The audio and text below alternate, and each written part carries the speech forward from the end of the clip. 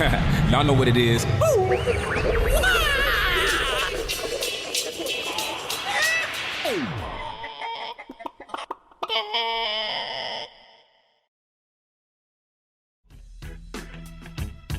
Hey there, everybody. Welcome back to the show. This week features special guests, Mike and I.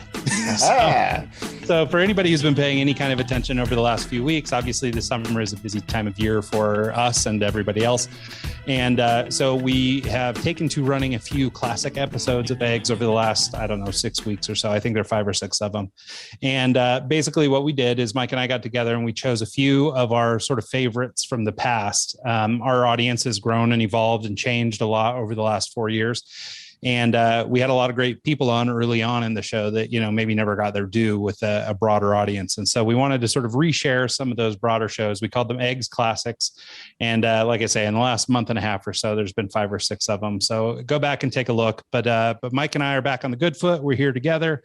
Still, I think kind of a busy time for Mike, especially. So we'll get into that a little bit. But hey, hi, everybody. We missed you. Yeah, I think we could have maybe called them rotten eggs too, because over time, things rot. I don't know. Hey, now they were good. I like them. No, they were great. So anyway, but yeah, so I mean, as I sort of have alluded to, I mean, obviously we were really busy this year. I mean, for people who know, Mike is a DJ by trade and by craft. He's a highly sought after DJ in the Pacific Northwest, especially, and by God, it's wedding season. So Mike, you want to talk a little bit about just kind of what's been going on with you and work and all that stuff? I've seen some pictures of the places you've been working, and I'm impressed.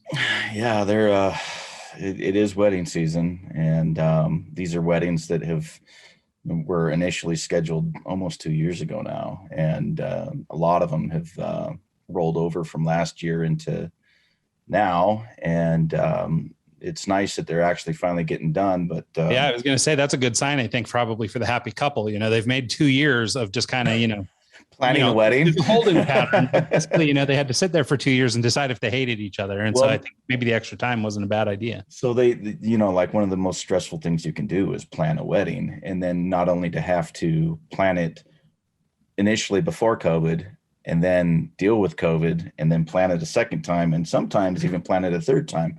I had one that rescheduled for last year, thinking that COVID was going to kind of go away before then, and then it didn't, so they had to pick another date and get all their vendors lined up as second and third time, and it's just been a complete nightmare. And it's nice to get them like out of the way and done, but at the same time, all these weddings have paid 2 years ago, so a lot of this work that I'm doing right now is essentially like I'm doing landscaping to pay for the trip to go do the wedding that I got paid for two years ago. Right. Yeah, no, it's one thing. I mean, we do the same thing in our business. We take a deposit for the work we do. And yeah, I mean, these people pay their deposit and then, the wedding hadn't happened yet. So, I mean, I guess that's how it goes, but yeah, no, it's crazy. And you and I have, obviously we've talked on a couple different episodes where, just about how slow sort of DJ work got and when the bars are closed and the clubs are closed and, there's no place for DJs to work, and, the one last bastion for the great DJs is that they get to go and work, like nice weddings, good weddings. And when you don't have the weddings either, then my God, there's just like nothing you can do. I mean, short of being like a TikTok DJ, that's about all you got left. Well, a lot of them are actually doing, I know there's a guy in Chicago named Boy Genius who does 2 Twitch streams every week. And he's actually been able to supplement his income, almost make more money doing Twitch streams than actually doing gigs. Oh, wow. Just people, will donate during the show and request songs and make a donation with it. And I never got on that bandwagon just because, because you're an old guy like me.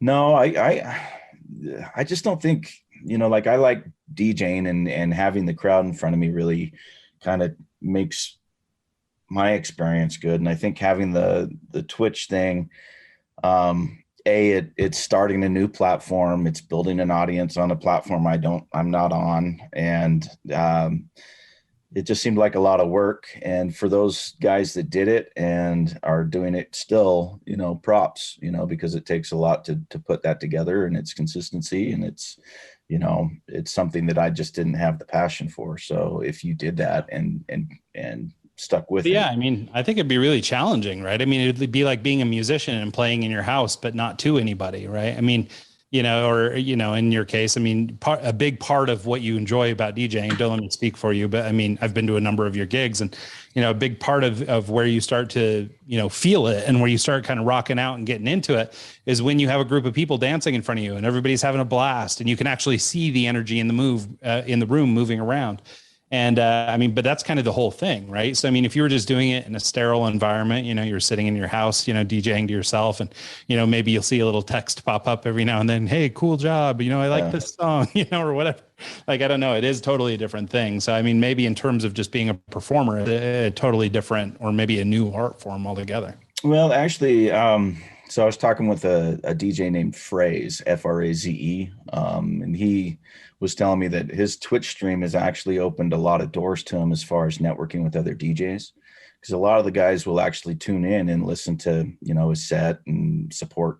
A lot of like the DJ community actually supports each other really well, and by doing his Twitch stream, he's kind of got relationships going with some of these DJs that he would have never actually gotten to know, or like they're in New York, he's in Seattle, or this and that. It kind of, it's a very interesting platform to do things on. There's another one, DJ Face. He's a previous guest of this show. He'll actually set up a webcam in the club now. He's back working at he's got 2 or 3 different venues, but one of them he'll actually set up and stream his set at the club on Twitch, and he has a guy that comes there with him, and he'll talk to the crowd or people watching on Twitch, and then he'll actually get on the mic and talk to his Twitch crowd while DJing at the venue, so people are like, what is going on right now? So it's kind of funny. I think it's technology is advancing, and you can either jump on the bandwagon or you can get left behind. And I think in this case, I'm going to get left behind. So. Well, it's not too late. I've been thinking a little bit about Twitch specifically too, just because I've been trying to do more art centric type stuff, and I started working on some NFTs, and I rolled a few out, and just trying to get into the mode where I was developing a persona as an artist, not unlike you as a performer, and become known for that. You've always been known as a performer, and, you're doing some other things these days, and, developing a new brand, I guess, so to speak, around those things. But for me, I've always been known as sort of the, art director, creative director, marketer, guy, ad guy. And, but what I'm trying to develop now is a little bit of an art career. And unfortunately, I've been too busy to really push it too far. But Twitch has emerged as a platform. I'm seeing a number of different artist groups and individual artists and stuff like that who just basically get on there and just draw. They just draw and let people sort of watch their process and learn how they do things. And I think it's a really interesting opportunity for, especially young artists and people who are just sort of interested in the process of art, because, we often see, and this is something, a critique that actually my 14-year-old gave me, but was that, people, the final piece is cool, whatever, so like my little NFTs are cool looking when they're done. They're a neat looking illustration. But at the end of the day, what's actually interesting about it, if you want to try and develop an audience, is people watching how you do it. They want to learn how the software works. They want to learn what your process is. Do you start with shapes, or do you just draw it straight out? Does it come from memory, or are you tracing? People want to know these things.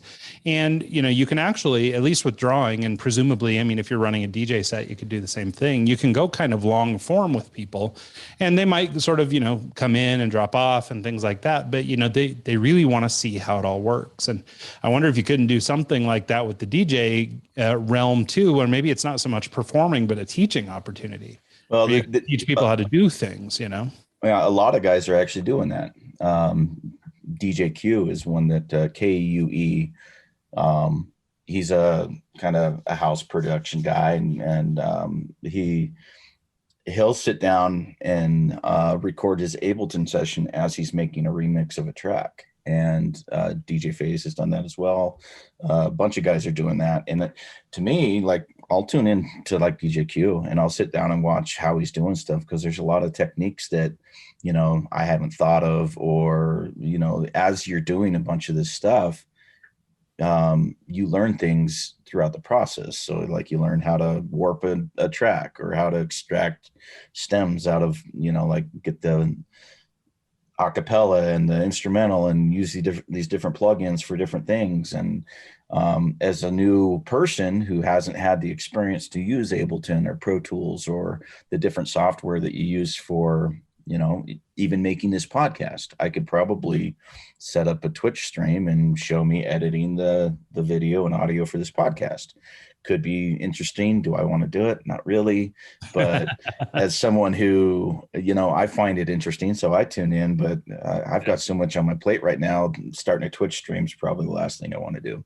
Yeah, well, and I think you're right. I mean, I think that it would be interesting. And, you and I have talked a number of times about doing some kind of a podcasting course or something like that, because there are a lot of people, especially now, I mean, people are getting into podcasting, and there's a lot of people looking for good information on it, right? I mean, of course, there are paid courses, there are people who are doing it already, but everybody sort of has their own brand. And I think one thing that we have that's particularly unique is that, one of the hosts, does the editing and does all the work. I mean, you have the expertise as an audio engineer, so you're capable of coming in and actually doing the production yourself. And I think for a lot of like indie guys, people who are just trying to get into podcasting or any sort of online performance kind of thing, I think most of them start out doing their own editing, right? I mean, maybe the bigger shows are farming out editing to other people, but a lot of people could use those insights, on how they can self-produce their own materials. So yeah. I think it's something, definitely worthwhile. I mean, obviously, I'm aware you have a ton on your plate, so I'm not saying go do it today, but I definitely think it'd be a value. I mean, the stuff in your head is important and valuable, and I think people would love to see it. Well, likewise. I mean, as you were saying, trying to develop yourself as an artist, I saw a couple of your NFTs that you put out. I mean, that vector work is incredible, and being able to do that kind of level of work, I'm sure there's a lot of up and coming people that would love to know that kind of stuff. And, the information's out there, but seeing someone actually do the work, I don't know, there's something different to it that, I can teach you how to use the pen tool in Illustrator, but seeing how to use it to accomplish an end goal, you get more out of that, I think. Well, and what's particularly interesting about the NFT stuff is I think, just like, I mean, even though it seems like crypto is everywhere and this kind of thing is everywhere because it's all over the news, it's all over the internet. And maybe I see a lot of it because I happen to be sort of tuned into that stuff. But like the technology that crypto coins are built on and, and the NFTs are sort of served through, which is they call it the blockchain. This blockchain technology is like game changer in a lot of respects. Like, I think that there are a lot of things yet to be discovered in terms of how people can apply this to everyday life and things. And I see blockchain technology as being one of those things that, like, for people of our generation, this is one of those things that we can grab onto early and sort of, ride the wave on, because I think, in the future, it'll be one of the ways that we do a lot of business and do a lot of work. And so I think even figuring out how to leverage like NFT and blockchain technology for, like DJing, for example, like if you used NFTs as a way of packaging up a set and selling your set or whatever, basically, I see it sort of as a, non-legally binding alternative to like, copyright or trademark registration, right? Yeah, well, we had talked at one point about actually using it for your artwork, like releasing your logo package to a client, right. Yeah, and I've still been trying to sort that out because I think there's something to it. Now, I don't know if there's really a value add there. Like, I don't know if clients care that much. But it's certainly something I've thought about. So, for people who maybe missed mine and Mike's conversation about this, the concept is that, by registering something on the blockchain, you're sort of creating a record that will last forever, that cannot be changed, sort of, indicating ownership of a thing. And you can transfer ownership or whatever, but this record will live forever, right? And so the idea is, especially, for people who don't know, I run a marketing agency and we do a lot of design work and logo work and that kind of stuff. I could do something where we create a logo, register it on the blockchain, and then have our client basically buy the NFT of their logo package, at which point they could be delivered, all the different file formats and all that stuff. But by doing that, we've registered this unique mark in a place, we've set a record. And, it's certainly not the standard. The standard would be taking it to like the Copyright Office or, patent and trademark or whatever and getting it registered. But, you know, as a sort of initial first step to sort of put your flag in the sand, I think that, you know, this model could be really valuable for that. And I think especially in the future, you know, as trademark offices evolve and things like that, like using technology like blockchain would be a great way to house, you know, sort of a non-fungible version of, you know, the record associated with that thing. So I think there's a lot of applications for this technology that are yet undiscovered and everything. And so even though the NFTs and the crypto coins or whatever are sort of taking the stage, I think that there's a lot of other applications for it. Yeah, it'll be interesting to see where it goes and what happens with it for sure. How have things been, man? Like you've had a couple trips that you just took. You went to DC, yeah, and then God, it's been crazy time, and obviously with all the travel, I've managed to put on like 15 pounds in the last right there with you. So yeah, I'm dying. I have to get through summer because the boys go back to school, wife goes back to teaching and going back to school, and then I just get the house to myself again, and it gets quiet, and I can start just getting back on routine, right? So, but basically going back to the beginning of the summer, we bought a camper trailer. And I don't know if I've had an opportunity to complain about it on this show yet, but the trailer itself is beautiful. It's really nice. And, you know, my wife was basically the advocate for that thing. She had wanted a trailer, you know, 14 years ago before our oldest son was born. And then we found out we were pregnant and we ended up not buying one, you know, just for fear of, you know, the financial implications of having a child. And so we backed off. We never did it. But my wife comes from a family of people who like to camp. They camp a lot. And for me, I'm not a huge fan, so I don't need it in my life, but she loves it. And so basically these last 14 years, we've had very little camping, you know, maybe a trip here and there, but it was in a tent or it was staying in somebody else's camper or whatever. And this year my wife just threw her hands up in the air. We bought a pickup a year and a half ago and I knew it was only a matter of time. And and she was that was your fault. You could have got like a Honda or something. I didn't want a truck. She took a truck. And so, and I mean, I still don't want a truck, but now I have a truck. And so my wife was like, you know what, time. We're buying a camper. Come hell or high water, we're getting a camper. So we got a camper. And so we spent the early half of the summer doing a lot of camping. You know, we didn't go too far, everything within maybe a couple hundred miles of Salt Lake. We didn't, you know, I'm not a big fan of hauling those things like interstate or cross country. How's that going, by the way? Are you getting down the backing up portion of it all right? Or dude, I got to figure it out now. The trick for anybody who's looking out, I mean, you can find it on YouTube, so go ahead and go there. But I would like to think that we're a source of knowledge for a lot of people. So the trick is you just move your hand to the bottom of the wheel, and then right moves your trailer to the right, and left makes your trailer go to the left. If you do it on top, it's weird, and it's, you know, you have to do a little more brain math. I never thought of it that way, but but if you move your hand down to the bottom of it, like just you rotate your hand to the right, and the trailer will turn to the right. And so after I learned that trick, done, no problem.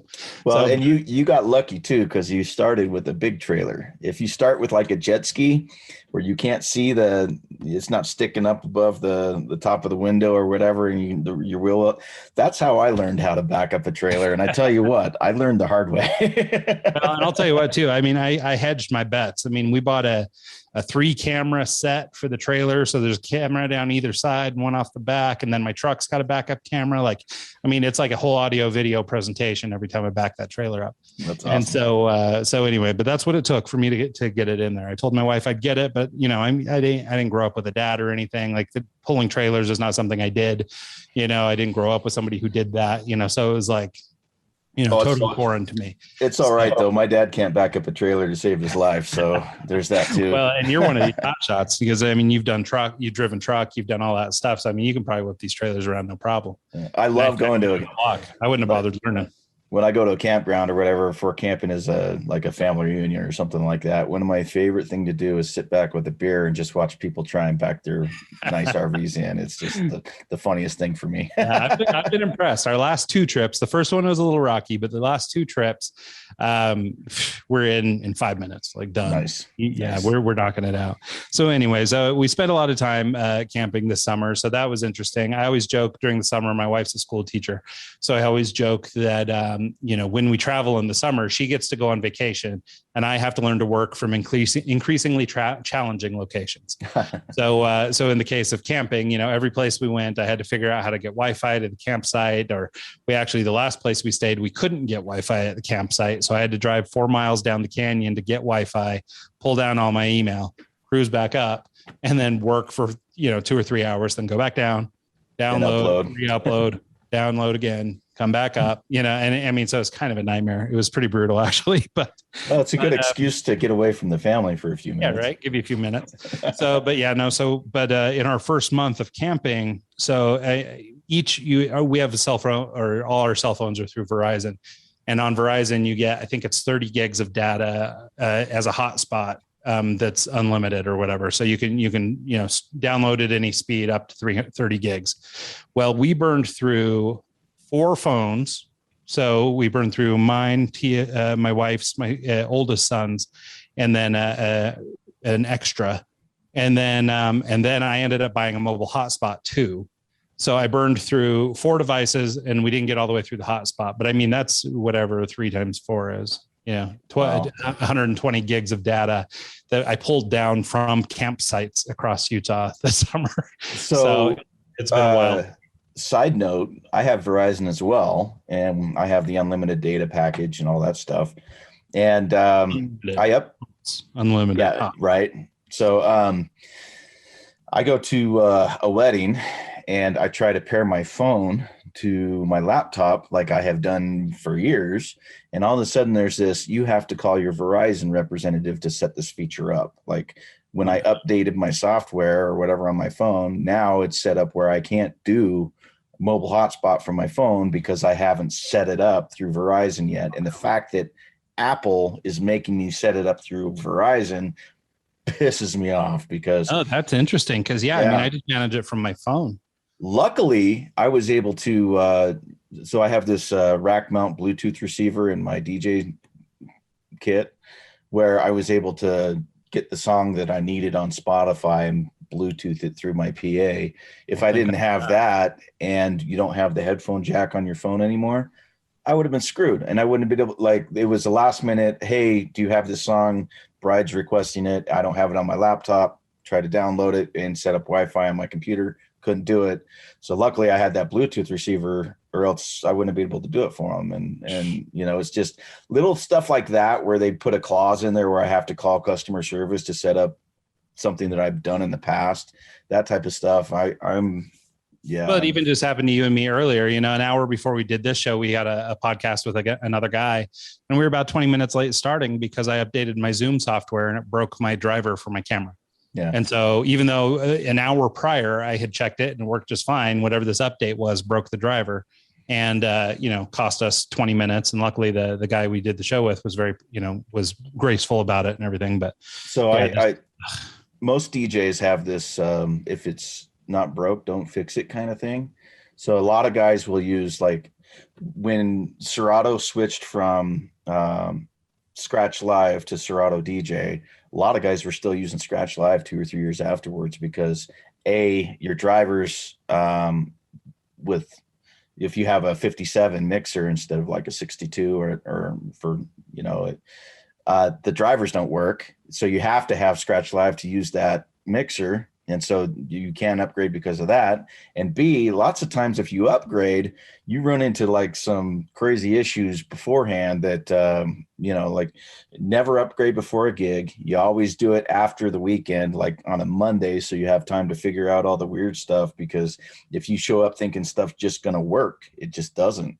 And that was exactly my mistake today, right? I mean, I haven't cracked this laptop in 4 or 5 weeks because you and I have been a little bit on hiatus, and I had to open it. I don't know, when we did the Aubrey Terrasas show, I had to turn it on then. But I mean, it's been a few weeks, and so when I fired this computer up, I mean, it just everything needed updated, right? So it's just like, okay, update, and didn't even think anything of it, and then just killed everything. So speaking of that, Aubrey Terrasas show, I don't know, I'm Terrasas. I apologize for ghosting you on that and leaving you hanging. For those of you who listened to it, I was not present, and that was 100% my sister's fault, and I'm going to blame her. That's right. and I'm sticking to it. No, Yeah. it ended up working out great. It was no big deal. And, but yeah, no, poor Mike was stuck with family in the house.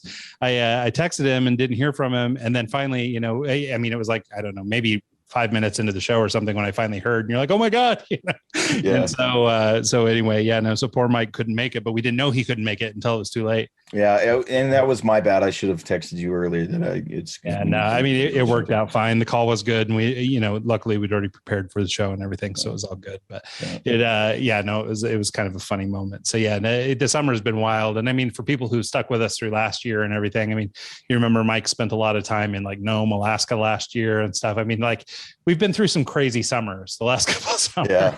It's hard when stuff starts. Hang on, everybody. My wife's busting in. Yes?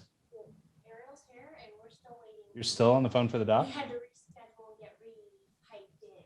But he's in the shower. So I guess okay. Leave me the doc, and if he comes on, we'll pause. So, this is called real-time parenting with Mike and Ryan right now. You're on the phone with the teledoc while you and I talk. I guess that's right in front of my camera, isn't it? Yeah, it is. I was just going to say that. And so I'll set it here. The doctor will come on and he will go, what the? And then we'll figure it out. Okay, yeah, tell Ethan to hurry because if the doc comes on in a minute, he'll need it. So anyway, there you go. Real life happening in real time. This is one of those, COVID moments, right? This is everybody started working at home thing. It's summer. We're all here now. And so, the boys, I've got my youngest son is off here to the side over here playing video games, and he was told strictly don't come out for the next couple hours. So I think he was cool with it. Okay. And then, my oldest son is playing football, and we think he may have like a minor concussion or something. So they got on teledoc, and the teledoc has been, super slow getting on the phone. So that was my wife who just came busting in. I think this is her first appearance on the show. Yeah, got it. Should have made her poke in here. She has fun purple and blue hair right now, so I should have made her do it. Should have matched the background. There you go. So anyway, but yeah. So let's see, what were we even talking about? I can't remember. Just crazy summer. Yeah. So anyway, I'll sort of circle back around because I don't remember exactly where we left off. But anyway, so, despite all the camping, we took a couple trips out to Bear Lake this year. For people who've listened in the past, we have a family cabin out there. So we went up there. It's about 2 hours away. So, those were nice, like as always. But then I guess it's been about the last 4 weeks, and this coincided with Mike doing a bunch of weddings up in Washington. We were just like week after week after week. So we went up to Oregon the first week and went up to see my father up there. Second week, the next weekend, we were supposed to go out to the cabin again, and our plan fell through. And then I got booked to go to DC for a video shoot. So I went out to Washington, DC that weekend. And then this last weekend was me and my wife's anniversary. So we went to New Orleans for our anniversary. And so the last 3 weeks have just been bangers. Like we're just like not home. Yeah. So, I think me and my wife sat down and figured it out that we've been home maybe about 3 weeks all summer. Wow. It's just been brutal. Yeah, that's crazy. So talk a little bit about, you went the place, and we should share some pictures or something, but you should show or talk about this new wedding venue you're at. This, it's like a vineyard or something. I've been there before. It's in Chelan as well, but it's one of those venues that, it's high dollar. It's a place called Siren Songs Vineyard in Chelan, and I went and did this wedding with Scott Foster. He was on the show a while ago. He was the live entertainment for the cocktail hour, and this is one of those weddings that we booked 2 years ago, and both of us were like, "Oh man, I wish they didn't pay us the full amount in advance." So he ended up flying in. I picked him up in Wenatchee. The wedding was great. We were featured on a lot of kind of wedding blogs in Seattle. Oh, cool. So I love it when that happens. It's good for business. Yeah. And actually this wedding, it's a different wedding planner than I normally work with too. And I'm really excited to, work with her. She's her company's called A Standard of Grace. If you're looking for a great wedding planner, she's great. One thing I like that she has her vendors do is on social media platforms is if you post something about the wedding, you share all the links and handles for all the other wedding people involved. So like if I posted a photo for the, like the dancing or the Scott playing the guitar or whatever, I would tag the photographer, I'd tag the florist, I'd tag the wedding planner. And it's really neat to see everyone kind of supporting each other and actually kind of, like if you're getting kudos for this, give the other vendors kudos, even down to the people who did the hair for the bride, they came in and, Oh, wow. I think it's really neat that they're doing that. And I wish I think that's really cool, especially for things like that, because I think a lot of these people, they're probably small companies, right? It's like some guy does hair or some girl does hair, and then this other person does, flowers or whatever, but it's not probably, maybe in some cases, but it's probably not always giant conglomerates, right? It's a lot of times a local business or something like that. So that is small guys like me, and I appreciate the kudos, and I'm sure that everyone else does as well. And I think it's something that I'm going to try and do more often. Is that a new development, like post COVID? Like, had you seen that before, or that's a new development? Other thing. That's a new development. Working with a different wedding planner. The wedding planner that I normally use that normally books me, her name is Lorraine Jenkins, and her company is called True Expressions, I think. Yeah. But she's based out of Chelan, and she's where I get most of my work from in the area. And she's been amazing. I can honestly tell you that if it wasn't for her, I would be broke right now.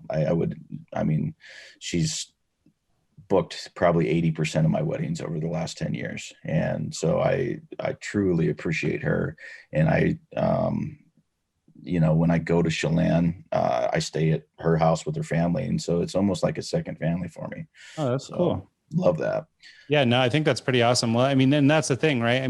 This sort of, I don't know, collaboration between groups, the fact that she's not only booking you, but kind of hooking you up that way. Like, I think what I like about it, or what I think is so interesting about it, is that it's a kind of a, it's a reciprocal thing, right? Mm-hmm. Everybody's kind of looking out for one another. It's got that kind of small town vibe, and Chelan is, I guess, kind of a smallish town, but it's a really cool place. Like, the places that you're working out of are these really cool vineyards and stuff. Like, it's pretty awesome stuff. Well, so what is it? Is it Napa Valley in California? That's the wine country.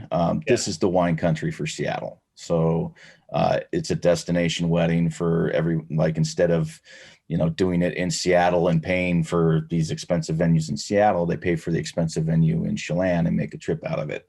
Yeah. And so most of the vendors are coming over from, like the photographer at this last wedding is actually coming on our podcast, by the way. She's a destination photographer. And so that she'll fly to Mexico, she'll fly to, Tahoe, to Chelan. Rough gig. It's horrible. I know. And so I asked her if she wanted to come on the show. So she's going to come on the show. And oh, that's awesome. Yeah. It'd be cool to just kind of hear about that. Cause what a cool, thing to set up.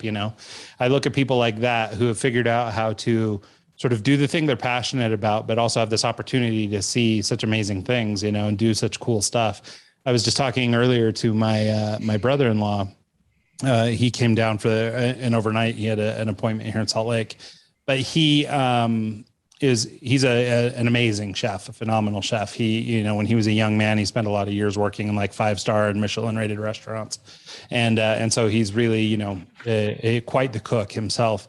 He was just telling me that his stepsister is doing a wedding where she runs a catering organization, and they're doing, I think I might screw this up, but the CEO or the vice president or something of Lululemon's wedding. Mm-hmm. And I guess they're catering 2 of the 7 parties that are being thrown. And so he's going to go out. It's up in Jackson Hole, Wyoming. And so, nice. So he's going to go up to Jackson and work in the kitchen for a couple of days, even though he's a public defender by trade, but he's going to go work in the kitchen a couple of days just to go be around all this stuff. Right. Well, I'm sure he loves the rich and famous. I'm sure he loves doing cooking to begin with. If he was a chef, he probably enjoys it. And it's probably fun for him to get back in the kitchen. Speaking of celebrity kind of events, Scott Foster, who's been on the show 2 times, the last wedding he had done before he came and did this wedding with me at Siren Songs was for Betsy DeVos. Oh, wow. Her daughter was getting married. And so, like, talk about buco bucks. Yeah, no joke, right? Well, evidently the planning company everyone was flown in for that. And so, like, just the planning people, there was probably, 10, 15 people that showed up just for that one wedding. And then he quoted them initially before knowing who they were, or else he said, I would have probably tripled my rate if I knew that. Hindsight 2020 kind of thing. But see, he's got to be getting you those kind of deals, man. You got to be doing those weddings. Well, see, the problem with me is, for me to do a wedding, I have to have all the equipment. And so arranging all the equipment is... Yeah, but if you're doing a $12 million wedding, you could probably source it out. Oh, yeah, no. And those are I drive from Idaho to Chelan to do these weddings. Obviously, there's money in it, or else I wouldn't be doing that. Mm-hmm. And so, like, for Scott, he can jump on a plane with his guitar and tie into a PA and be good. Whereas with me, I have to bring turntables, I have to bring a mixer, I have to bring speakers and this and that. So I always tell everyone, like, I got in the wrong business. I should have been a videographer or a photographer, because I could do these destination weddings. Throw it on your back and go. Yeah. Yeah, no, that's probably right. Yeah, you chose the most labor intensive gig. Well, speaking of that, I also got into landscaping because I'm an idiot. We should talk about that a little bit. I think the last time we did one of these shows, that was just sort of you and me talking, I think, well, if I remember right, and I may have this screwed up a little bit, but I think maybe 2 times ago, we were just like going through, you were getting documents filed, you had just gotten your license back, some of that kind of stuff. Yeah. I think the last time we talked, you had a couple gigs and you were working, and you were actually putting in some stuff for clients. And so, yeah, it's been a minute since we updated. So what's new? How'd the summer go? Oh, goodness, man. Like, this summer has been the craziest that I've ever had. And it's not the profitable list. Like, that first gig that I did, I way massively underbid it. And I think I worked a month, maybe just shy of a month, for $800. It's probably what I walked away with. And a lot of that was not realizing that there's a lot of, like, you put a sprinkler system in, now you got to make sure it's got the coverage right. And now you got to make sure you got the water pressure correct on all the zones. And one of the zones, like, I had to dig up like 80 feet of pipe and add a 5th zone to the thing, just because when I calculated it, I didn't calculate it quite right. And so I wasn't getting the pressure that I needed. And then I had to go buy more parts. And then the scope creep was there. Like I was telling you initially, that we did hydro seeding on half the lawn, and the other half we did sod. And so there was a portion of the area that's not a lawn, but we hydro seeded it with just regular, like what you would see on the side of the road grass, just kind of like wild grass kind of stuff. And since we hydro seeded it, he was like, hey, we didn't have a sprinkler system designed up there, but we need water up there, and I don't want to do this. And so I ended up putting another zone on the sprinkler system and running a temporary area up there. But then that's parts that I had to buy to do that. And then it's just like a lot of learning in that first one. Well, and I imagine that's the case for everybody, right? I mean, I know that was true, for me working in the, design business, when you start selling something, at least in your case, you've got something physical you're selling, right? Stuff have a price, and you have to sort of, figure out what your labor costs are or whatever. But but ultimately, a sprinkler head costs what a sprinkler head costs, that kind of stuff. When you're working in like intangibles, and this is the problem I'm sure you ran into as a young DJ, and, that I ran into as a young designer, is that there's no thing, right? So you have to figure out what this like intangible, design file that I'm going to send over or whatever is worth. And I'm sure it's, very similar in landscaping. I imagine there's a bit of growth curve. Yeah. Well, you're not necessarily selling the product itself. You're selling your time and your value of what you value your time as. And so it's kind of it, and trying to explain that to a client and get them to realize that, you're not paying for the logo. You're paying for the 20 years of my time to know how to make that logo in the first place. And why is it so expensive is because it took me 20 years to learn how to do that. And well, yeah. so, Who did I hear from? Somebody not too long ago. They were saying they run a sprinkler business in Pocatello, I think, Pocatello, Idaho. And they were saying that they're charging, I want to say like $175 a head is what they charge to put in a system. I haven't seen it bid like that, but that makes sense. Yeah. And so, and I guess, I mean, I presume that factors in, you know, the pipe to and from each head or something. I'm not sure how it all breaks down, but I was just blown away because I was like, I mean, just looking at my own yard, I mean, we don't have a massive yard, but it's pretty decent size. You know, I don't know, there's 6 or 7 heads, maybe 8 on each zone. And there's 4, 5, 6, 7, 8 zones. So 64 heads at $170 a piece. You know, it's like, well, crap adds up. When I bid this project, like I said, I massively underdid it. And once you do a sprinkler system, you have to get a test done on the backflow to make sure that it's not putting water back into the water system for the city, because you don't want, you know, any contaminants or fertilizer getting into the drinking water. And so I had the test done, and this guy's been in the sprinklers industry for 10, 15 years. And I told him what I quoted him, and he's like, yeah, I would have done about $4,000 more than what you quoted for everything that you did. And, you know, it's a learning curve, and I, you know, wanted the job, and I wanted to, you know. Well, that's a big part of it too, right there is what you said, this idea that you wanted the job, right? Because especially when you're just trying to get the business going, there's this, it's not desperation, but it's like this anxiety about getting your first contract, right? You need to get out there so you can get established. Yeah. And so sometimes, you know, I think I for sure did this, you know, it was notorious for doing work for less than what it was worth, because it was just like, I want the job, so I'll go low so that they'll buy.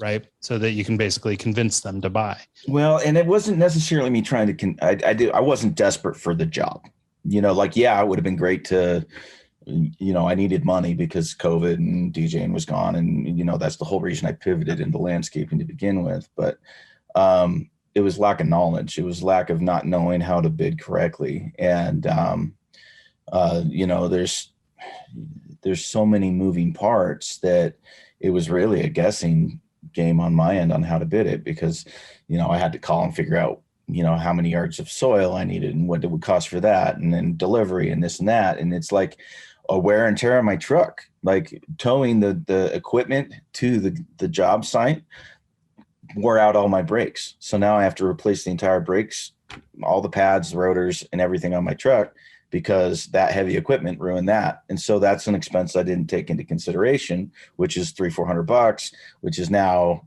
coming out of my profit, which is cutting. And it's only $300 or $400 because you can do it yourself. I mean, for the average person that you have, you know, who has to just take their car to the brake shop or whatever, grand. All my profit would have been gone if I had to pay someone else to do that. And I mean, I had to, there's just so many moving parts in landscaping that, you know, like, well, it's so funny to hear you say all that, because I mean, like, you know, when I think of landscaping or whatever, I think you just naturally simplify it, right? Oh yeah, just go dig a hole and put some grass in it, or, oh, just go add another head. It's not, you know, like, it doesn't seem like a big deal. That's you as a consumer, right? Simplifying it.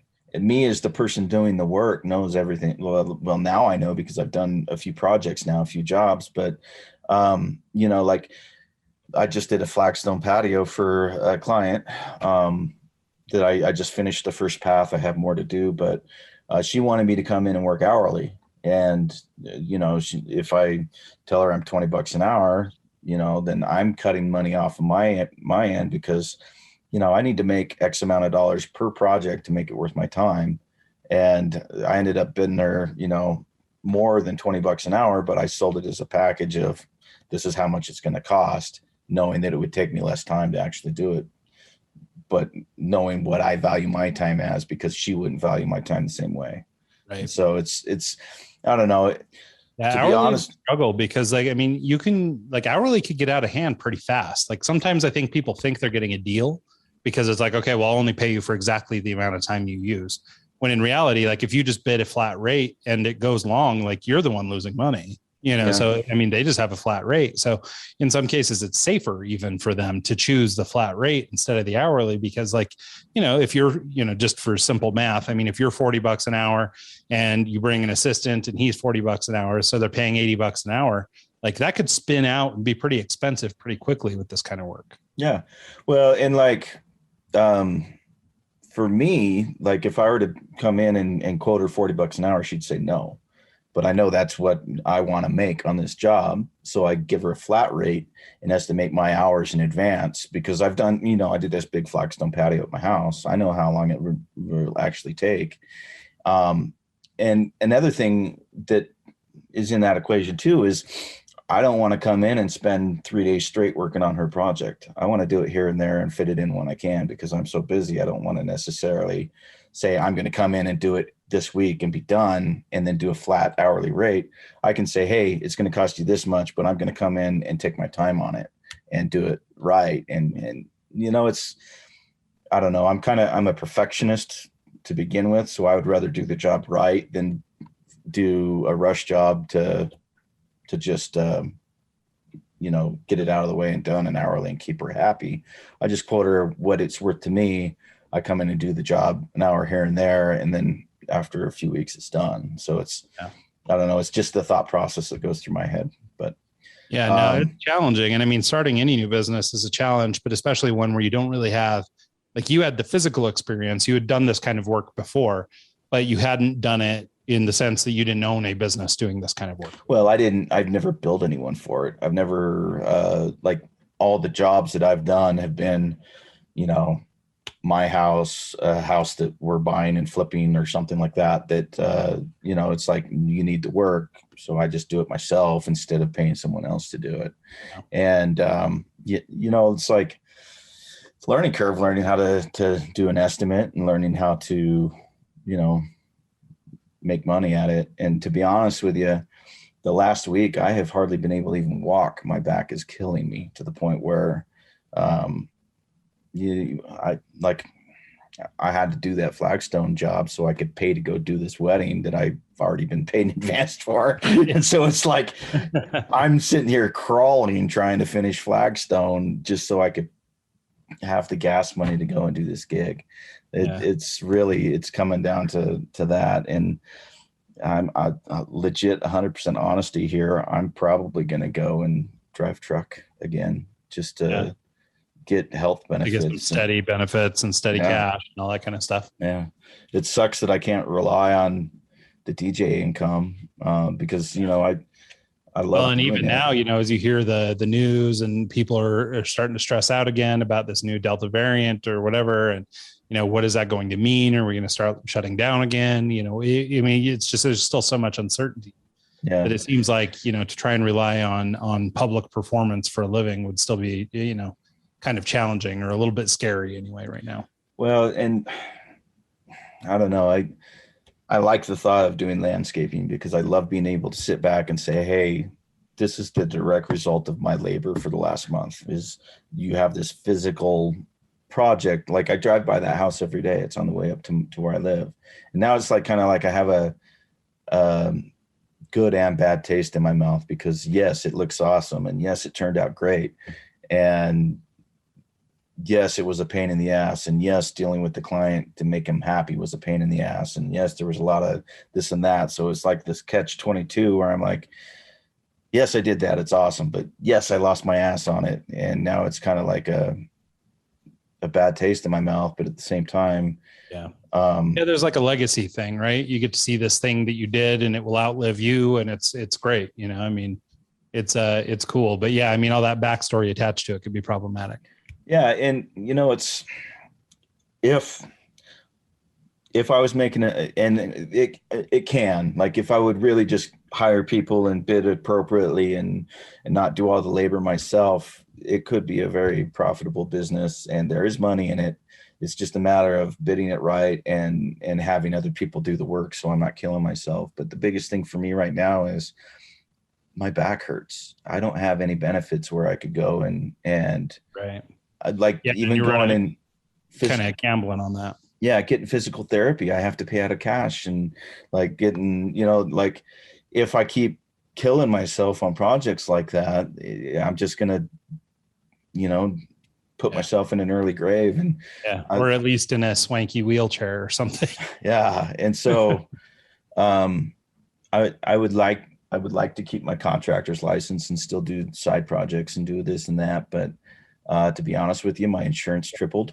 So, not only did I, you know, by starting a business, my vehicle insurance is under the business now. So instead of paying, $100 a month to Geico, I'm paying $400 or $500 a month for the business insurance, for the car insurance, for everything that I need to just be legal. And Right. so I Yeah. don't know. Well, I mean, it seems like that there's maybe then, that the bigger challenge is just finding new work that you can actually bid out at a high enough dollar amount that you can, you can be directing the work, but not doing it. To be honest with you, like,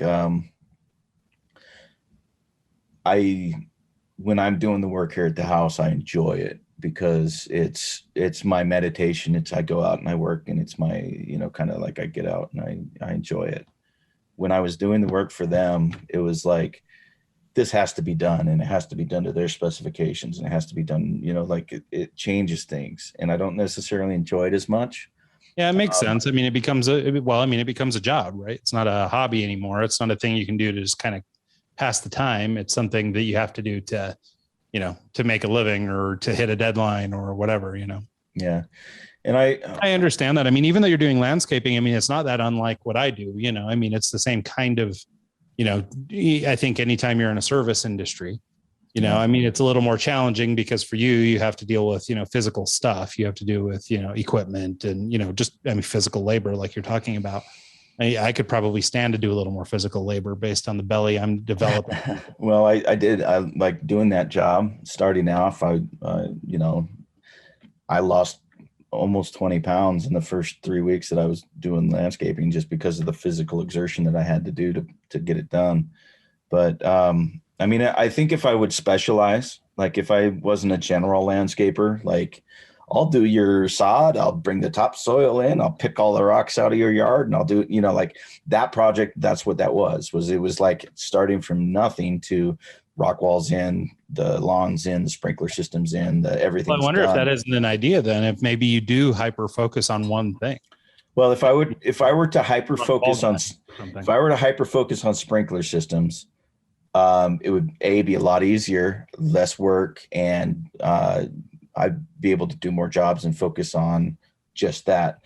Me right now, this is going to sound stupid, but having put a sprinkler system in and doing his yard, I realized how much water it takes to maintain a lawn of that size. And with a drought going on and with everything, I feel guilty for my yard, like just watering every day. I feel bad that I'm wasting that much water on grass. And so I'm getting this kind of like,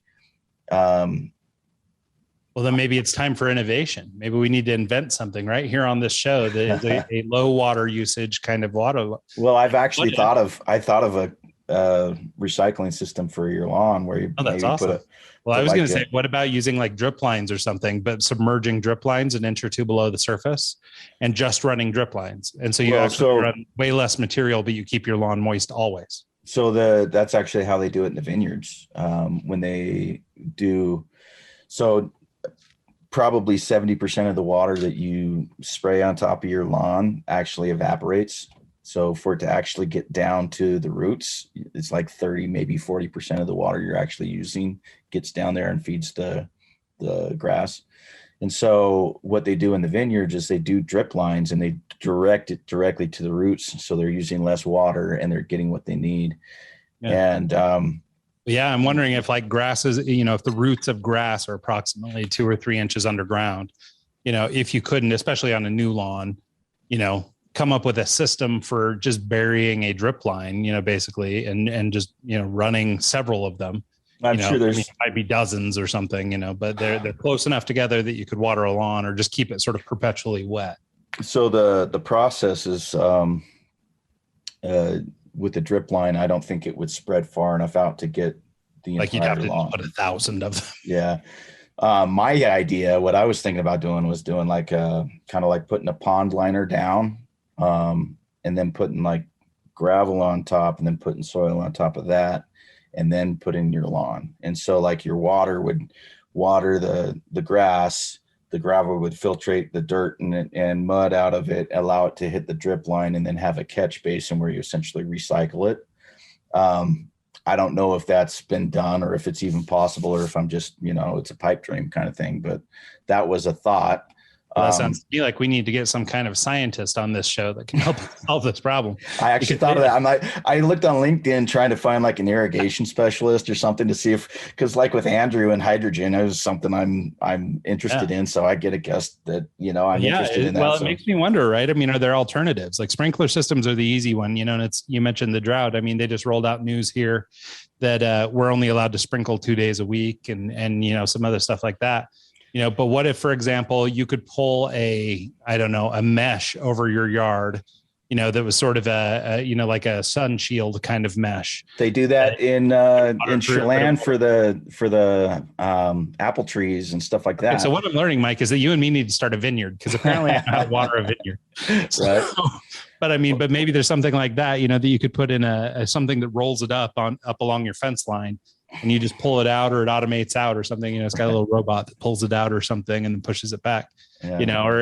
But it seems like there could be an opportunity for some innovation, maybe even in the hydrogen realm, right? I mean, is there a way to chemically create a fog that lays over the grass and moisturizes it instead? I don't know. I just know right now the way that it's done, I feel guilty, and I don't like that feeling, and I don't like working towards creating more. Like I have a lawn job, a 4,000 square foot lawn I got to do in September. And it's like, I'm thinking of all the water that one lawn's going to take, and the water that my lawn's taking, and the water of the lawn that I just did. And I feel guilty, and I don't like working towards something that's contrary to what I stand for. And that's something that if I were to specialize in something, I would specialize in rock walls or flagstone or something that's not going to take a resource like water and get rid of it. I don't know. Well, what we've got to do, and it'll kill the lawn mowing industry and everything else, but you got to get people on board with AstroTurf, I think. It like in Phoenix and Vegas. That's what I'm thinking, like Arizona, right? These places where they have no water, you could do such cool stuff with like a little AstroTurf and a little like gravel and rock. Yeah. Like you could build really cool lawns that are low maintenance, and AstroTurf has gotten really cool, like really good. So like the flagstone patio that I just did, I also did her sprinkler system, and I did the gravel, half her yard's gravel. I brought in all the gravel, and I put all the weed barrier down, and I did that. And the little portion of her yard that is lawn, we actually did a hybrid of lawn and clover. And clover requires less water, and it attracts bees like it. So it's a good resource for the bees, which are, that's another thing that they're going away. And it's like, I don't know. But what you're describing though, if you can put together 2 or 3 of these things that make your offering unique, make it, hyper niche. So you're just doing lawns, specialty lawns, but you do a lawn that requires less, water. It makes good environment for bees and things like that, so it's getting pollinated, it's going to grow well, and all this kind of stuff, and it'll work in your area. Then you become the eco lawn guy, and you save people so much money on water that whatever they pay you doesn't even matter. Like, yeah, of course, I'll pay you $20,000 to put in this lawn because I'm never paying another water bill, And so, maybe there's something where you can tie your passion or your interests in preserving, natural resources or, contributing to bee populations or whatever it is that you want to sort of champion and, turn that into your benefit. This is the thing that happens when you buy a lawn from us. Know that your lawn requires 80% less water. So if you water now for 20 minutes a station, well, now you only need to do it for 2 minutes a station. And you're going to get the same growth and the same whatever, right? Yeah. So, it seems like it's doable. It's just a matter of finding, putting together the package that is this stuff. But it seems like you could do it. Well, so this is going down tangents. Then franchise it, by the way. What I actually envision as a kind of like a retirement, kind of like get on my own property and never come off kind of thing is I want to make knives just because I think it's cool. And so that's something I want to do. But B is I think that I want to get into mushroom farming and because it requires less water, and you got the hydroponics. I was mushrooms one, and then like the lettuce and all these stuff that you. Dude, if you could get going on those criminelli or whatever they are, the ones that look like little brains. Oh yeah, you can figure those things out. I mean, maybe you're talking psychedelic, but I mean, if you're not talking psychedelic mushrooms, those criminellis, I mean, I guess part of their deal is they only grow where it burns. Yeah. So if you could figure out a way to sort of manufacture that, where you could burn, it's scorched earth on your plant, on your farm every year. And then, all the criminellis, or I'm probably screwing up the name. It's not criminelli. That's like a meat brand. But anyway, it's something. It sounds like that. Well, so But, they deal, find them up in northern Idaho and stuff. They're pretty cool. So I have a friend they're not a friend, they're an acquaintance. Lacey and James, we've talked about having them on the show at one point. They owned a restaurant called Juicy Dog. Now they sold their restaurant and they sold their house. They live in Mexico and they do food tourism. If you want to look them up, they're called their Instagram handle is The Way Out Adventure. And they're who I went down to Cabo with. So if you're ever looking for a trip to Cabo and get legit good food, they're the ones to hit up. But they have friends in Anacortes where they sell pre-made logs that they'll ship to you, and you can grow your own mushrooms at your house. And so everything's done, and they're doing really, really well with it. And next time I'm in Anacortes, I'm going to reach out to them and see if maybe we can have them on the show and talk about their business. But for me, the reason it's intriguing to me is mushrooms is a good source for not only like in India, most of their protein in it and food comes from mushrooms because it's easy to grow. You can use the roots as a kind of like a meat substitute. So you can get it's a vegan alternative for meat because it has the same kind of texture and the same kind of feel as meat. It's also a plastic replacement. So like your plastic packaging for say you buy a laptop, it comes in this kind of styrofoam kind of to hold it from being moved and stuff like that. They actually create forms where they grow the mushroom roots in this form, and then they bake it, and it stops the growth, and it creates like this mold of what you need. And so it's an eco alternative for plastic. So it's a really cool process. That's awesome. Yeah, it's really neat. I'll send you a video to it. We can post it in the show notes for this. Yeah, that'd be awesome. I think that'd be really cool. I mean, all that stuff sounds awesome to me, actually. And I mean, me and my wife's side, because we drink so much coffee, we always thought it'd be fun to have a little coffee farm somewhere. Uh-huh. Go down to the Caribbean or something and buy a little plot of land and, build a farm and just do, coffee beans and then bring them here to the States or whatever. Well, there's just so many benefits to mushrooms in general. There is just a great product, and it's not necessarily easy to do. It would be a lot of learning on my end, but that's kind of where I see myself in, maybe 10 years. I was going to say either do that, or if you can figure out how to grow truffles, because truffles are crazy too. And I mean, if you could figure out how to actually get our climate to grow a truffle, you can be a gazillionaire, I think. Well, so here's my thought process right now as we sit, and I'm sorry for going on this tangent on the podcast, but no, I think it's interesting. I love it. Well, and this is evidence that Mike and I haven't got to sit down and talk for a minute. So no, I think it's fun. I honestly think I'm going to go and drive truck for the next 3 or 4 years because A, I'll get health benefits. B, I'll get some sort of 401k going. C, I'll get some stable income going. And I can put that, if I'm driving long haul, right? You're on the road most of the time. You're living out of the truck anyway. I'm used to that. I've done it for, like when I'm on the road DJing, I'm gone all the time and I'm living in my truck, watching my gear. So might as well get a legit job doing it. There's companies out there where I can bring my dogs and they can kick it in the truck with me. And I'm just going to bankroll all the money and truck. Like if you're on the road a lot, you can make upwards of 80 to 100 grand a year. And if I can bankroll, 70 of that and just put it in savings and start saving up and pay cash for 3-4 acres of land in Minnesota or wherever the fuck is cheap. Where you got to go for shroom farming. Well, I don't know. I want something paid off where I don't have a mortgage and I'm just paying, for necessities. And that's the thought, is I'm just going to bankroll some money and, maybe DJ a gig here and there, but only take weddings that pay enough to make it worthwhile. Right. We'll just take your gear on the road and do a Twitch stream of DJing from the back of the truck. No. And then you got a whole thing going on. I don't know.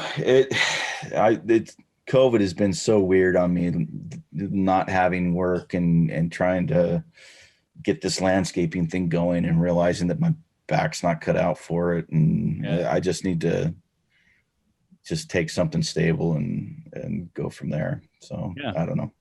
Well, no, I mean, it sounds interesting, and it's cool that there's sort of a journey in mind, this idea, because I think the idea of sort of, getting a hunk of land and growing something. And I think that's all very cool. I mean, maybe it's, kind of romantic or whatever, but I think it's a cool idea.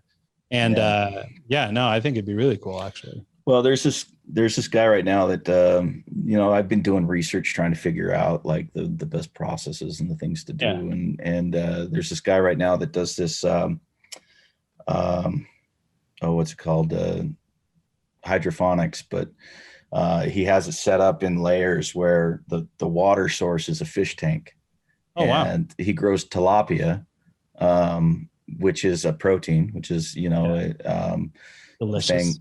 And delicious. And the tilapia, he feeds them, and their byproduct, the poop and whatever comes out into the water, actually fertilizes the plants down the stream, and he pumps it in a cycle. So the plants are getting the nutrients that they need from the fish, and then the water comes back in, and it just creates the process. So you're recycling the water and totally self-sustaining. Yeah. And so a little bit of water to evaporation, but outside of that, you're pretty sustainable. I just, with the current state of things and the way everything's going right now, I just want to do something that's A, not harmful for the environment, and B, is giving back, and well, and honestly, I don't think it's a bad idea. I mean, just given the fact that, we probably have to resign ourselves to the fact that there will be a COVID, whether it's this one or COVID 20 or 21 or, whatever we've got. I mean, there's going to be stuff down the road, whether we're just living with the future, with COVID, as we know it today, or, whatever is coming down the road. And so I think people who invest in that kind of stuff, sustainable things that are self-sufficient, that kind of stuff, those will be the champions, or those will be the hero, the next time this happens and the economy shuts down. Whatever, man, I'm just growing my mushrooms out here. We're totally sustainable. We're, solar, we're off the grid, and I think that, I think there's some real merit to that kind of stuff. I'm looking for the simple lifestyle. I'm looking for the, sustain myself, maybe give as much back to the community as I can, as far as like if I'm producing, a farm or this or that, and I just. Yeah, you ought to check out. I don't know. I imagine it's expensive to live here, so it's probably not perfect. But I think I told you we'd gone camping just outside of a town called Eden here in Utah. Mm-hmm. It's on the backside of the mountain. And from where I live anyway, it's only about 30 minutes away though. And, but back up in there, I mean, not only you mentioned wanting to maybe make knives or do something like that, there's a little forge up in there, and it's just a little brick shop, and it's the whatever forge. I can't remember what it's called, but, but that's all he's doing. But it's a community of, I don't know, 100 people, I mean, it's like just this little place. It's got a couple cafes and things for people passing through and tourists coming out to the reservoir and stuff like that. But it's quaint, it's small, it's easygoing. All the people know each other. It's kind of a cool vibe. It really is. Well, right now I'm looking at, if you go to like the Canadian border of Washington on the eastern side, there's Vantage and Chelan, and just north about an hour and a half. Property is rather affordable. It's not blown out of proportion because it's far away from Seattle, and I'd be close enough to still do the Chelan weddings, and that's kind of where I'm looking. If not there, I'm seriously looking at northern Michigan, because you can buy 100 acres for next to nothing. And as long as you're a Wolverines fan, then it's all good. Yeah. Don't go out there and be a Spartans fan, or we're not talking anymore. Right. So anyways, enough ranting about my. No, it's good. I mean, it's fun to kind of talk about this, because I think, I mean, COVID has been weird for a lot of people, myself included. I mean, like I went back to school to consider changing careers, and I've been a graphic designer, artist, marketing guy for 20 years, 30 years. Yeah. And I'm talking about switching it up, and I mean, like it would have never come into my head before COVID, but I had a lot of time just by myself, working in my office, all by myself alone, and all that time to just kind of be up in my head was like, well, shoot, maybe this isn't what I want to do. Maybe it's time for a pivot, so in my situation, I was, 157 credits into a degree that I'd never finished. And so I decided to just wrap it up and then I could maybe take a master's and actually change directions altogether. Going to a whole different career path, sort of kind of what you're talking about. I mean, you've been a DJ for 25 years or 20 years, and here you are talking about mushroom farming, but that's what I think COVID did for, and I don't know. I mean, you could look at it as a negative, but I think, for a lot of people, it's positive. I mean, they had time to sit and sort of assess what matters to them and what they care about. I mean, 15 years ago, 10 years ago, DJ Mike is not thinking about water conservation. Yeah. You know what I mean? Yeah. But ultimately, are you a better person for thinking about water conversation or conservation? Conservation. I mean, yes, of course. I mean, obviously, we should all be doing our part, and we should all be doing what we can to be sustainable and all that stuff. So, I mean, ultimately, it's a positive in the sense that it's making you a better person. It's helped you put together a plan for what you think you want to do to try and get some money saved and get some stuff set aside so that you can just go do this thing. And, so I don't know. So, I mean, some people can look at it as negative, but I think it really is probably a positive. It's just, I think it's change and it's different for people, but I think it gave people this opportunity to kind of reassess what's important. Yeah. I don't know. It always seems like in DJing, I'm always working for that next piece of gear, trying to build the business that much bigger, trying to, get the light show pack. Like, well, I was going to say, I know you, dude. You're going to be on the farm and it's going to be okay. I got to get the bigger tractor. I got to get the new one with the rims, with the spinners, whatever. I mean, it'll be the same thing. It'll just be farm gear. No, well, yeah. I'm the latest Thrasher. This new Thrasher is going to knock down that field in half the time. It's just so weird to have all this gear and have all this money tied up in gear and it's just sitting in a trailer for a year and a half and not making any money. And I never thought in a million years that the economy would just shut down to where it's just sitting, where I can't use the gear that I invested in. And now it's like, it's just money tied up in a speaker that I can't use. And now it's finally coming back. And now we're dealing with the Delta variant. And it's like, is it going to shut down again? Is it? All the venues in Seattle right now are requiring a proof of vaccine. And it's like, it's this weird kind of, what the fuck is going on and what can I rely on? And right. Yeah, no, I get it. So, but I think it's actually cool. I think that's kind of an inspirational thing to lean on, or to sort of end this conversation with, because I think, in your mind maybe, or at least, sort of the way that I'm reading your face and stuff like that, you're sort of looking at this as like defeat or something. But I mean, in my mind, you've discovered what's important to you. This is maybe the first time you and I have ever had a water conservation talk. You know what I mean? Like, I mean, it's, you've discovered things that are of value to you and it took COVID to find them. Yeah. And now you're even, I mean, all the way down to feeling guilty about putting in a sprinkler system. You know what I mean? Like that's a changed Mike. That's a different Mike. And I think that's a positive. I think it's great. Yeah. Well, I don't know. I'll have plenty of time to think about it when I'm driving a semi to Ohio in the middle of the winter. But Ice road trucking, baby. Make a TV show out of it. Right. Anyways, sorry to go off on a tangent. I know it's not normal for us. And I mean, in my mind, for what it's worth, I think it's totally cool that you did that. I think that I think a lot of people are living there right now, trying to figure out what's next and where they're headed and all that kind of stuff. I think people are all living through, the fear or the anxiety or the array of emotions that have come up with COVID and stuff. So I think you putting yourself out there like that is pretty commendable, actually. Well, it's like we've got this next week. We're going to have a financial planner on the show for those of you who will be around next week. And it's so weird to, have these conversations with these guys that have all this money and do the right things finance wise. And then meanwhile, I'm trying to figure out how to make the next car payment. And so it's like, I try to keep it real because I don't want to, lie and pretend like I'm this and that when really I'm just probably like 99% of the rest of the Americans right now with no money in the bank. And we've seen this with other guests too, where they come on and there's sort of a vibe, you know, that they put off like they've got it all figured out. And I think it's really common for people who try and guest on shows like ours and stuff to come there, you know, maybe they're supposed to be the authority on something or whatever, right? So they come out with sort of that attitude or that take on things.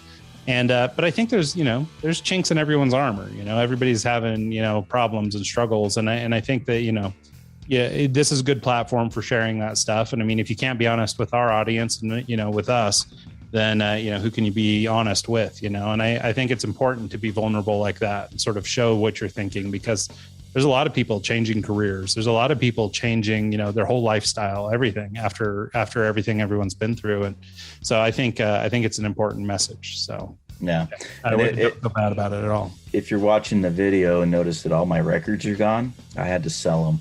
Yeah, it's rough. Yeah, that's a lie. I put them in storage. I live in an area that's kind of a fire hazard, and so I'm really worried that it's not a matter of if, it's a matter of when our house will burn down. So during the summer, I put them in storage just to, you know, get that worry off of my plate, because if I lost my record collection, I'd be in. That would be it. That would be it. Yeah. Yep. I mean, minimally, if you're out mushroom farming, you can take a turntable, you can put on. I could. You lose all the, well, because God knows you won't have Spotify out there, no Wi-Fi out in the middle of nowhere, you know. So it's going to be off-grid, Mike, listening to all those records. So you got to preserve those things. Anyways, enough bitching and complaining. Thank you for tuning in, and if you've made it this far, I apologize, and we will see you next week. So. Yep. All right. Yeah. Thanks everybody for tuning in. We'll catch you guys next week with Financial Planner Guy. So we'll make all the announcements then. So take care, and we'll catch you all next time.